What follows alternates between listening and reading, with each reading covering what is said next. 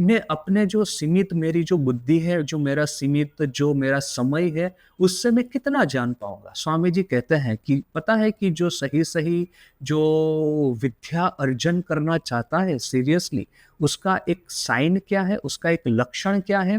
वो आदमी सब समय ये सोचेगा कि मुझे कुछ नहीं पता। जितना ज़्यादा वो विद्या अर्जन करेगा, उतना ही ज़्यादा उसका इग्नोरेंस बढ़ेगा। ये पे थोड़ा विरोधाभासी लगता है, पैराडॉक्सिकल लगता है। अच्छा, अभी मुझे कुछ पता नहीं है जगत के बारे में, जो 1 साल का, 2 साल का बच्चा है, तो उसको पता है कि उसकी माँ है, उसके बाबा है, उसके 2-3 छोटे-छोटे मित्र होंगे, वो बालवाड़ी में कहीं पे जाता होगा और जब भी उसको भूख लगती है, उसकी माँ खाना खिलाती है, उसके पापा उसके साथ में खेलते हैं और वो बढ़िया मज़े से उसका छोटा-सा एक जगत है और उसको लगता है कि वो जगत में राजा है, उसको सब कुछ पता है।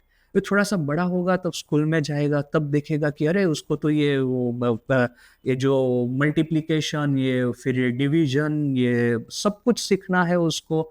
ये वो तो ये सब चीज़ें नई-नई कहाँ से आ गई? तो उसको लगेगा कि उसका इग्नोरेंस बढ़ा है। हालाँकि वो सीख भी रहा है, उसको ये भी पता चलता है कि इतनी सारी चीज़ें सीखने के लिए है, जिसमें से मुझे कुछ थोड़ा-सा ही पता है। अभी वो जैसे-जैसे वो 10th स्टैंडर्ड में आएगा, 12th स्टैंडर्ड में आएगा, कॉलेज में जाएगा, ग्रेजुएट होकर के जगत में आएगा, सब समय उसको पता चलेगा कि सीखने के लिए कितनी सारी ज़्यादा से ज़्यादा चीज़ें हैं। उसका वो 0.01% भी शायद उसमें से वो अर्जन कर पाए। तो जैसे-जैसे हमारा ये अंडरस्टैंडिंग बढ़ता है कि विद्या इतनी सारी है और हमारा अंडरस्टैंडिंग इतना कम है, तो विद्या की बढ़ोतरी के साथ में हमारा इग्नोरेंस भी बढ़ता है। पहले मुझे पता नहीं था कि मैं जब छोटा बच्चा हूँ, कि मैं इग्नोरेंट हूँ। मुझे लगता है कि मुझे सब आता है।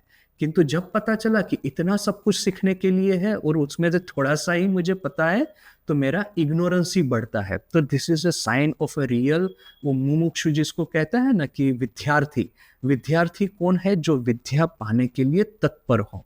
तो जो सही-सही विद्यार्थी है, वो जितनी विद्या अर्जन करता है, उतना ही उसका जो निरहंकारिता है, उसका वो जो हम्बलनेस है, ह्यूमिलिटी है, वो बढ़ता है। वो सोचता है कि अरे! इतनी सारी विद्या है, मुझे अर्जन करना है, तो मतलब मेरा इग्नोरेंस ही बढ़ा। तो यहाँ पे स्वामी जी क्या कहते हैं? Brahman is without action, Atman is Brahman and we are Atman. Knowledge like this takes off all error. यहाँ पे इस चीज़ को 2 तरह से देखनी है। सर्वप्रथम तो यदि मैं मुझे ये साक्षात्कार हो जाए कि मैं ब्रह्मन हूँ, तो ऑफ कोर्स कोई प्रश्न ही नहीं है कि मेरे जो ठाकुर बांग्लाते बोले तो बेचाले पा पड़ते देवे ना, वो गलती से भी भगवान जो है हमको गलती नहीं करने देंगे। यदि हमको ईश्वर प्रेम का एक थोड़ा-सा आस्वादन भी मिल गया, हमको थोड़ा-सा दर्शन भी हो गया, आत्म साक्षात्कार का थोड़ा-सा एक एक छींटा भी हमको लग गया, तो हमारा जीवन धन्य हो जाएगा।